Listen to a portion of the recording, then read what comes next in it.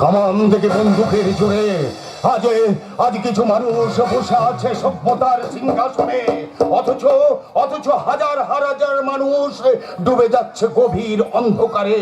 অথচ অথচ এরাই হচ্ছে সমাজের পিল সোজে। মাথার উপর দিয়ে দাঁড়িয়ে আছে বলে তো ওই উপরের লোকেরা আলো পাচ্ছে।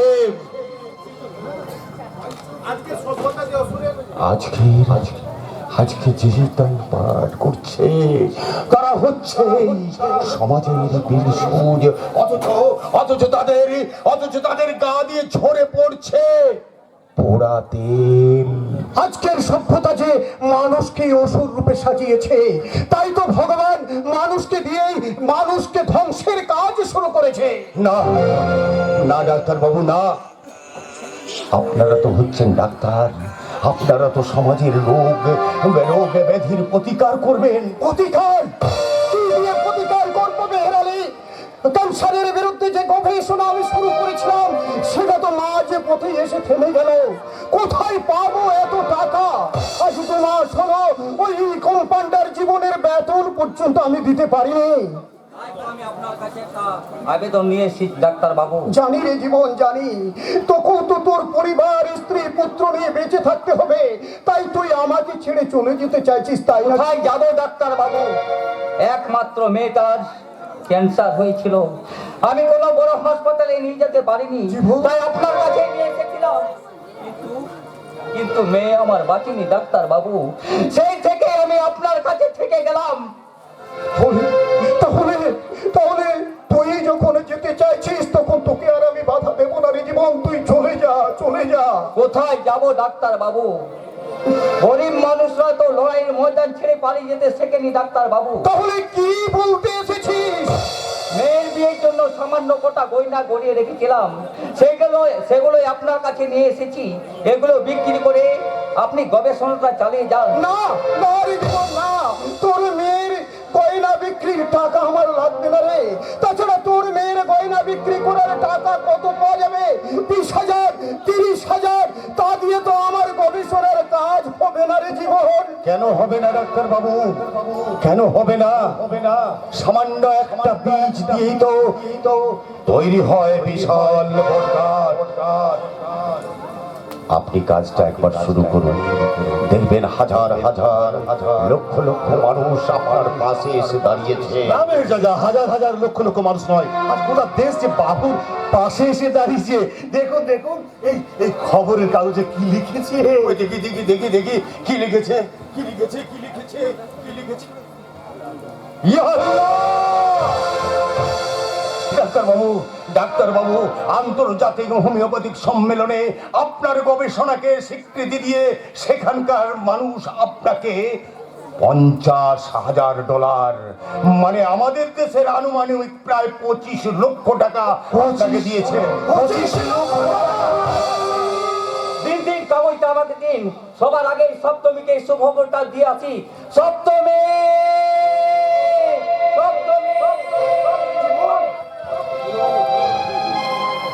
কি হলো ডাক্তার বাবু? এই আনন্দ দিনে আপনার চোখে জল? হ্যাঁ রে রাজা, হ্যাঁ ওরে রাজা, এই টাকার জন্য আমার চেম্বারটা পুড়েছে, আমার বসত ভিটেটা পর্যন্ত বিক্রি হয়ে গেছে, এমনকি আমার ছেলে বৌমারা সব আমাকে ছেড়ে চলে গেছে।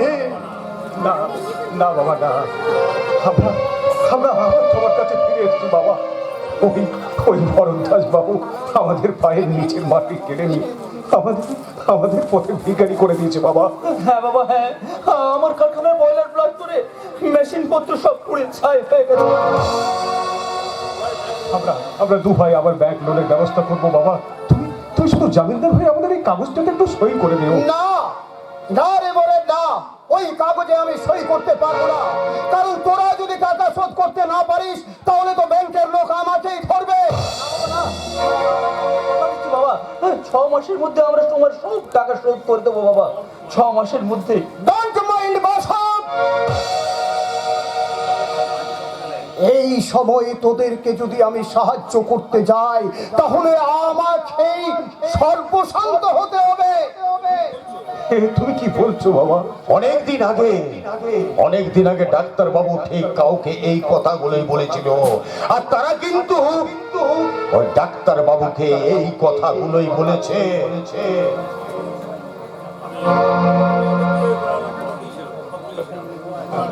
আমি ওদেরকে দিয়ে এই কথা বলিয়েছিলাম বাবা। বড় ঘরের অহংকারে আমি আজ নিজেই ছোট হয়ে গেছি। আপনি আমাকে ক্ষমা করুন বাবা। বৌদি, ক্ষমাটা কি গোবিন্দ ঘোষের তালশ্বাস যে দু ফোঁটা জল ফেললে চোখে আর হাতে পেয়ে যাবে? বিশ্বাসঘাতকের কোনো ক্ষমা নেই। না, এখান থেকে তুমি যা। তুমিও কিন্তু এই কথাই বলবে বাবা? এই কাগজে সই করবে না বাবা? কাগজ আমি কি করবো তা তোরা দেখবি। তাহলে বাবা, কি করলে বাবা? তুমি তো কাগজ ছিঁড়ে ফেলে দিলে। ছিঁড়ে ফেললাম। ওরে আমি বেঁচে থাকতে আমার ছেলেরা গ্যারেন্টি পেপারে সই করে লোকের কাছ থেকে টাকা ধার নেবে, আর আমি দাঁড়িয়ে দাঁড়িয়ে তাই দেখবো। না রে না, এ হয় না রে, হয় না।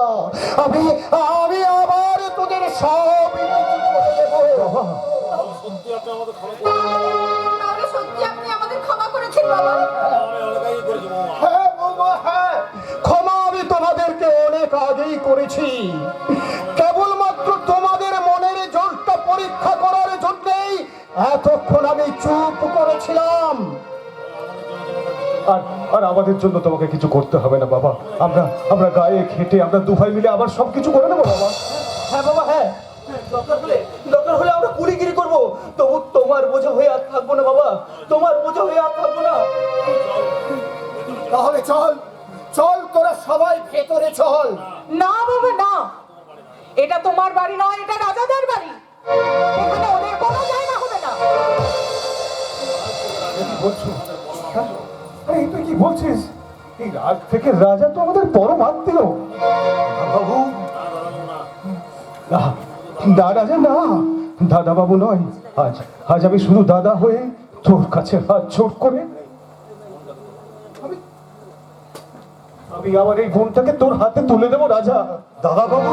হ্যাঁ রাজা, হ্যাঁ, সপ্তমীর দায়িত্ব তুই নিয়ে তুই আমাদের ক্ষমা কর রাজা, তুই আমাদের ক্ষমা কর। আয় সপ্তমী, আয়, তুই আমার কাছে আয় রে মা। দুঃখের দিনের আনন্দই তো হচ্ছে আসল আনন্দ রে মা। আয় রাজা, আয় আমার কাছে আয়। তো তোদের চোখের জলে মুছে যাক আমাদের সমস্ত চোখের জল। কৃপা করুণা কণিকা করো হে দান। অক্ষয় সুখে চির সম্পদ প্রেম সিন্ধু হৃদয়ানন্দে চলুক বহিয়া ছন্দে ছন্দে। প্রেম সিন্ধু অনেক আনন্দে চলিও বহিয়া ছন্দে ছন্দে।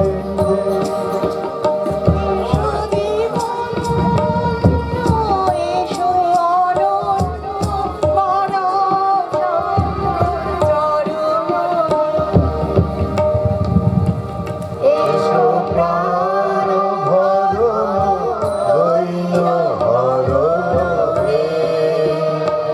এসো প্রাণ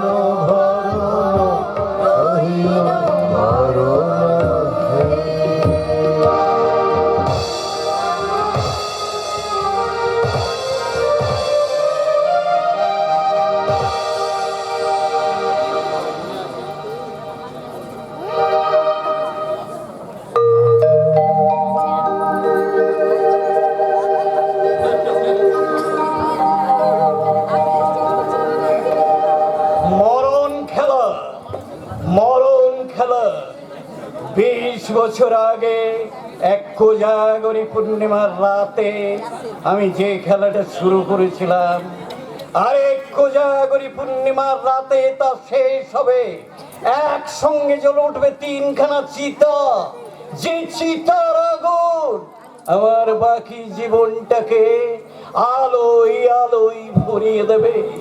এরপর আমি দেখে নেব ভিখিরি সত্য ডাক্তার। ভিখিরিদের সাহসটা মাপতে ভুল করলে তুমি ভুল করবে ভরদ্বাজ। তাই তো আজ আমি তোমার সর্বনাশের সমন নিয়ে এসেছি। ভরদ্বাজ, তোমার সঙ্গে আর কোনো কথা বলতে চাই না ডাক্তার, যা বলার আমি তা কোর্টেই বলবো। বেরিয়ে যাও বাড়ি থেকে। না ভরদ্বাজ, না, আজ এই বাড়ি থেকে বেরিয়ে যাওয়ার কোনো বলার অধিকার তোমার নেই, কারণ এ বাড়ির বড় বৌমা অজন্তা আমাকে নেমন্তন্ন করে এই বাড়িতে ডেকে পাঠিয়েছে।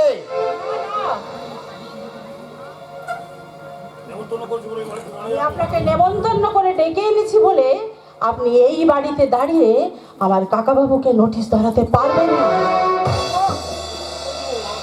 এ তুমি কি বলছো বৌমা? হ্যাঁ, আমি ঠিকই বলছি। আমাদের মধ্যে যতই বিরোধ থাক, তার ফায়দা আমি একজন বাইরের লোককে কিছুতেই তুলতে দেবো না। তাই আপনার এই নোটিশ আমি নিজের হাতে টেনে ছিঁড়ে ফেলে দেবো। এই নোটিশটা ছিঁড়ে ফেলে দেবার জন্যই তুমি আমাকে নেমন্তন্ন করে তোমার বাড়িতে ডেকে পাঠিয়েছো? হ্যাঁ, ঠিক তাই। কারণ এ বাড়ির বিরুদ্ধে আমি কাউকে কোনো মামলা মোকদ্দমা কিচ্ছু করতে দেব না। তাই আপনার ছেলের জমি এবং আপনার বাড়ির দলিল আমি আপনাকে ফিরিয়ে দেবো। নিন, ধরুন দলিলটা, ধরুন, ধরুন। খবরদার বৌমা, ওই দলিলগুলো আমাদের স্টেটের সম্পত্তি, যার মালিক হলো রাহুল। আর সেই জন্য আমি অজন্তাকে বলেছিলাম ওই দলিলগুলো ডাক্তারবাবুর হাতে তুলে দেওয়ার জন্য। তুই বলেছিস? হ্যাঁ কাকা, হ্যাঁ, ডাক্তারবাবু আমার বাবাকে চিকিৎসা করে সুস্থ করে তুলেছে, তাই ওই দলিলটা ফিরিয়ে দিয়ে আমি ডাক্তারবাবুর ঋণটা শোধ করতে চাই কাকা। তাহলে আনন্দের দিনে আপনারা সবাই লক্ষ্মী পুজোর প্রসাদ কি মিষ্টি মুখ করুন। আয় ভরদ্বাজ, প্রসাদ নে। আমি? না, তা হয় না দাদা, তা হয় না। এবারে নিয়ম অনুযায়ী প্রথম রাহুল, তারপর বৌমা, তারপর তুমি প্রসাদকে উপবাস ভঙ্গ করবে, তার আগে অন্য কেউ প্রসাদ। প্রসাদ খা। দাও বাবা, দাও। না না রাহুল, না, ও প্রসাদ তুমি কিছুতেই মুখে তুলবে না, কারণ ওই প্রসাদে বিষ মেশানো আছে। তুমি কি বলছো বৌমা? কে বিষ মেশাবে? কেনই বা মেশাবে? ওই মানুষটা যে আজ থেকে 20 বছর আগে তোমার বাবাকে খুন করেছিল, এই মানুষটা আজকে এই লক্ষ্মী পুজোর প্রসাদী পায়েসে বিষ মিশিয়ে দিয়ে আমাদের তিনজনকে একসঙ্গে শেষ করে দিতে চাইছে। বৌমা, প্রথম দিন থেকেই তুমি আমাকে সহ্য করতে পারো না, তা আমি ভালোভাবেই জানি। তাই বলে এইভাবে তুমি আমার সর্বনাশ করতে চাও? সত্যি না মিথ্যে সেটা প্রমাণ করার দায়িত্ব আমার। অজন্তা দেবী যখন থানায় টেলিফোন করে অভিযোগ জানিয়েছেন, তখন ওই প্রসাদ আমি বাজেয়াপ্ত করে নিয়ে যাব। সেই সঙ্গে আপনাকেও আমার সঙ্গে থানায় যেতে হবে ভরদ্বাজ বাবু। কিন্তু প্রসাদে যে বিষ মেশানো আছে সেটা তো এখনো প্রমাণ হয়নি অফিসার।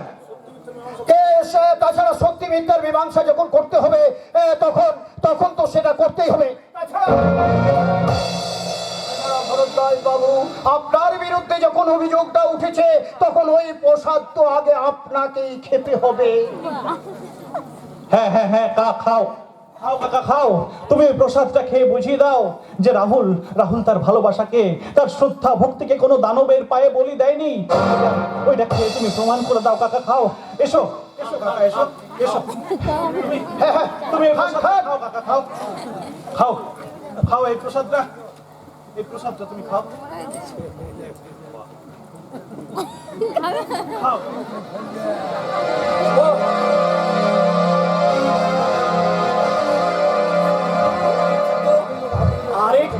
দেবে নাকি বৌমা? কি হলো? কোথায় গেল বিষ? ছি ছি ছি ছি ছি ছি! এইভাবে তুমি এই মানুষটার সর্বনাশ করতে চেয়েছিলে? না না রাহুল না, তুমি বিশ্বাস করো, আমি আমাকে উকিল বাবু এসে বললেন বলে। Your bloody mouth shut! তোমার কোনো কথা আমি বিশ্বাস করি না। এই জন্যই তুমি এই বাড়ির বউ হয়ে এসেছিলে। বেরিয়ে যাও, এই মুহূর্তে তুমি এই বাড়ি থেকে বেরিয়ে যাও। তোমাকে আমি বিশ্বাস করি না।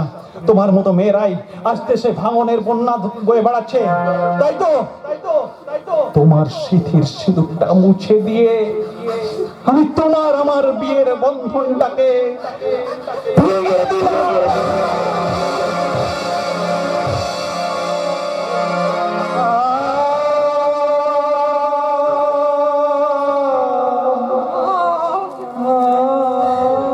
আমাকে তুমি বিশ্বাস করো রাহুল। বেরিয়ে যাও। আমি যা করেছি সব তোমাদের ভালোর জন্য করেছি, কিন্তু বিশ্বাস করো, আজ আমি এক গভীর ষড়যন্ত্রের শিকার। না না না, এত সহজে তুমি এবারে ছেড়ে চলে যেতে পারবে না। বিরোধী পক্ষের গুপ্তচর হয়ে তুমি একজন ভোট প্রার্থীর নামে কলঙ্ক দিতে চেয়েছো।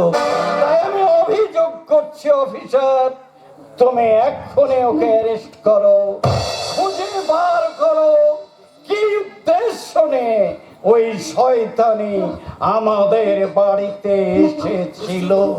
নিশ্চয়ই করব, কারণ অনুচ্ছেদ আপনারই সর্বনাশ করেননি। মিথ্যে অভিযোগ করে পুলিশকে বিভ্রান্ত করেছেন। আসুন অজন্তা দেবী, ইউ আর আন্ডার অ্যারেস্ট। চলুন, আসুন। বেশ, চলুন অফিসার।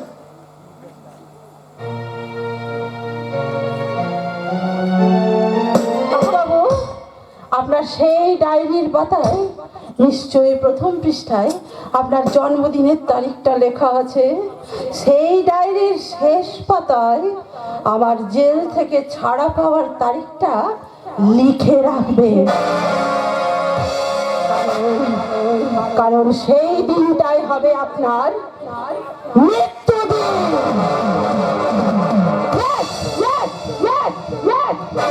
আপনার মৃত্যুদিন। চলুন ইন্সপেক্টর। কাজটা কিন্তু ভালো করলে না রাহুল। একটা দড়িকে সাপ বলে ধরলে সেটা যেমন হাস্যকর হয়, কিন্তু একটা সাপকে যদি দড়ি বলে ধরো তাহলে নিজের জীবন দিয়েই তার মাসুল গুনতে হয় রাহুল, মাসুল গুনতে হয়।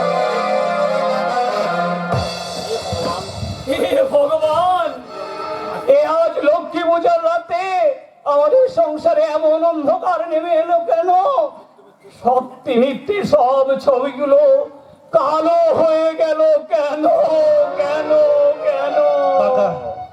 কাকা, অজন্তার এতদিনের অত্যাচারের জন্য আমি তোমার কাছে ক্ষমা চেয়ে নিচ্ছি কাকা। কাল থেকে আবার তুমি নিজের হাতে আমাদের এস্টেটের সমস্ত দায়িত্ব তুমি তুলে নিও। নিশ্চয়ই নেব রাহুল। তোমাদের ভালোবাসার দরজাটাকে আমি তো বন্ধ করে রাখতে পারি। তাই তো আমরা ঠিক সময় মতন তোমার ভালোবাসায় ভাগ বসাতে এসে গেছি। বড় আমরা সবাই বাড়ির সদর দরজাটা বন্ধ করে দিয়ে এসেছি, যাতে আপনার কাজে আর কেউ বাধা দিতে না পারে। কে বাধা দেবে? যে এতদিন ধরে কাকা বাবুর বিরুদ্ধে ষড়যন্ত্রের জাল বুনছিল, সে একটু আগে তার নিজের শাস্তি নিজেই পেয়ে গেছে। না রে রাহুল, অজন্তার কোনো দোষ নেই। ও বেচারিকে আমি ফাঁসি দিয়েছি। আমি সত্যি প্রসাদে বিষ মেশাতে চেয়েছিলাম। আমি সোরেনকে দিয়ে সেই খবরটা বৌমার কাছে পাঠিয়েছি। তারপর শেষ সময়ে প্রোগ্রামটা একটু চেঞ্জ, আর অজন্তা বোকার মতো আমার পাতে পা দিয়ে এসব তুমি কি বলছো কাকা, কি বলছো? বৌমা তোকে বহুবার এই কথাটা বলেছিলে রাহুল, কিন্তু তুই কোনোদিন বিশ্বাস করিসনি। তাই আমি দুঃখের সঙ্গে স্বীকার করছি, আমি আমার বাবাকে খুন করেছিলাম, দাদাকে পাগল সাজিয়ে রেখেছিলাম। না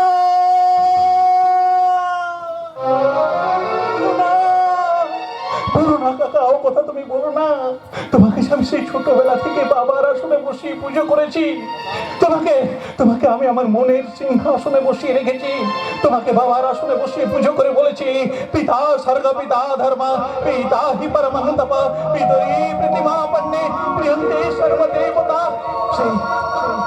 সেই পিতার জায়গা থেকে তুমি তোমার শ্রদ্ধা ভক্তি ভালোবাসার আসনটাকে এই বাস্তবের মাটিতে টেনে নামিয়ে নিও না।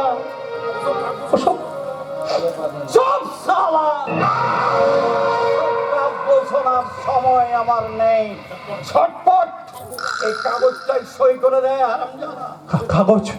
কিসের কাগজ? কিসের কাগজ এটা? ওটা আমুক্তের নামা, ওতে লেখা আছে তুমি সব গেলে সবকিছু সম্পত্তি ওই ভরদ্বাজের নামে পারবটনি করে দিচ্ছ।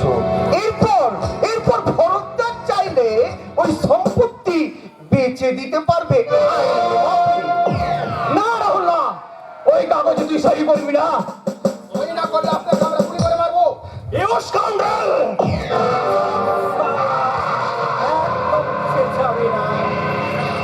এই হাত দিয়ে যদি বাবের মুখাগ্নি করতে না চাও, তাহলে লক্ষ্মী ছেলে হয়ে সই করে দে। আমাকে মেরে ফেললো, তুই ওই কাগজে সই করবি না, সম্পত্তি কিছুতেই ভরদ্বাজকে লিখে দিবি না। আয় কালিদাস, কামান লাগে। তুই রাহুলের মাথায় পিস্তল ধর। আমি 1, 2, 3 বললেই তোরা একসঙ্গে দুজনে গুলি চালাবি। আয় কালিদাস, কামান দাগি। পিস্তলটা ফেলে দিয়ে হাতগুলো মাথার উপর তুলে দাঁড়াতে বলুন, তাহলে একটা গুলিতে আমি আপনার মাথা ঝাঁঝরা করে দেবো। পিস্তল ফেলে দে। আশ্চর্য, তুমি কি করে ফিরে এলে বৌমা? বাবা, ও তোমার বৌমা নয়, ও হচ্ছে সেড ইন্সপেক্টর অজন্তা রায়।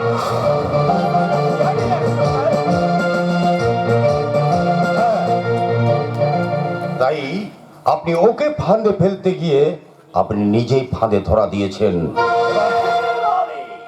উনি মেহরানি নন, উনি ডিএমপি সিআইডি মমতাজ আহমেদ।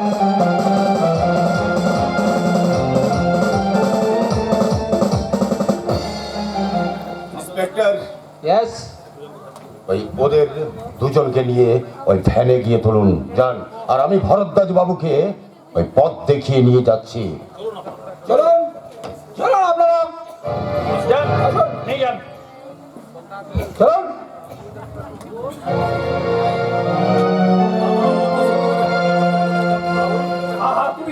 তুই অজন্তার পরিচয়টা তুই আগে থেকে জানতিস রাহুল? হ্যাঁ, আমরা ওই চিঠির সূত্র ধরে, মানে ডাক্তার বাবুর চিঠির সূত্র ধরে আমাদের দুজনের উপর তদন্তের ভার পড়েছিল। Yes, sir. তারপর আমরা কলকাতার এক নাইট ক্লাবে রঞ্জনকে মিথ্যে ভালোবাসার গল্প শুনিয়ে অজন্তা রাহুলের সঙ্গে বন্ধুত্ব পাতিয়েছিল। তারপর আমরা ওই ভরদ্বাজ বাবুর শয়তানের সব কথা খুলে বলি রাহুলকে। প্রথমে সে বিশ্বাস না করলেও পরে কিন্তু সে মানতে বাধ্য হয় এবং অজন্তাকে নিয়ে যায় তাদের বাড়িতে বউ করে নিয়ে। এতদিন ধরে ওই রাহুলও কিন্তু ওই অজন্তার স্বামী অভিনয় করে গেছে। এই ভরদ্বাজ বাবুর মুখ থেকে শোনার কথার জন্য ওই 20 বছর আগের ঘটনাটা নিজের মুখে শোনার জন্যে কিন্তু আমার বিরুদ্ধে কোন অভিযোগে আপনারা আদালতে প্রমাণ করতে পারবেন না। পারবো পারবো, নিশ্চয়ই পারবো। 1 মিনিট, আপনি 1 মিনিট দাঁড়ান।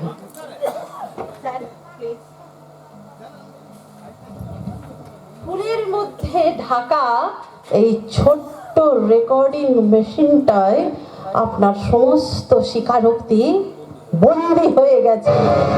ভরদ্বাজ বাবু, ও sorry sorry sorry sorry sorry, কাকা বাবু। আর আপনাকে ওই ফাঁসির দড়িতে ঝুলাতে আমাদের আর কোনো বাধা থাকবে না। আসুন, চলে এসো অজন্তা। তুই আমাকে ছেড়ে চলে যাবি মা? হ্যাঁ, যেতে হবে, কারণ কারণ অজন্তা এখন অন ডিউটিতেই রয়েছে। কিন্তু স্যার, হুম। আমার যে 1 মাসের ছুটি চাই স্যার। ছুটি কেন? ছুটি কেন? স্যার,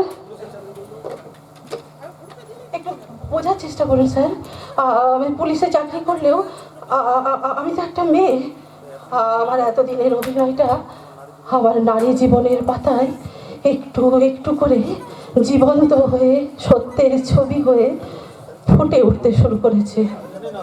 আমি আমি জানি না রাহুল কি বলবে। ঠিক আছে, কোনো ব্যাপার নেই।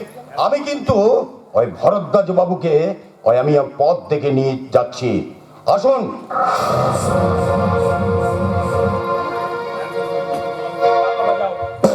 তুমিও ভেতরে যাও। অজন্তা, অজন্তা, এতদিন তো আমরা দুজন স্বামী স্ত্রীর মিথ্যে অভিনয় করেই গেছি, কিন্তু আজ থেকে আমার হাতে হাত রেখে তুমি তোমার নতুন জীবন শুরু করো। আজ থেকে আমি তোমাকে সাজাবো সেই রূপে, যার পরনে থাকবে লাল শাড়ি, কপালে থাকবে প্রভাত সূর্যের মতো লাল সিঁদুরের টিপ, আর সিটিতে থাকবে স্বামীর দেওয়া একান্ত কাম্য 1 চিলতে সিঁদুর। বলো বলো অজন্তা, কথা দাও তুমি আমার কাছে থাকবে। আমি তোমাকে ছুঁয়ে কথা দিলাম রাহুল, আমি সারা জীবন তোমার সাথে থাকবো। আমি কথা দিলাম, তোমার কথা দিলাম।